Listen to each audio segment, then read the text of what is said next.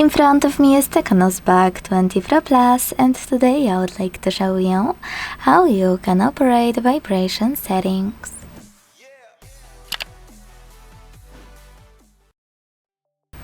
First of all, go into Devices Settings and scroll to tap on Sound and Vibration.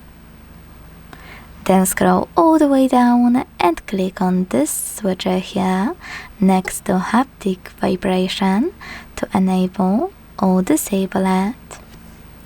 Then tap on Vibrate Vocals and apply one of those options: always vibrate or never vibrate. Wherever you decided, your changes will be automatically applied. Thanks so much for watching. If you enjoyed this video, leave a like, comment and subscribe. Bye!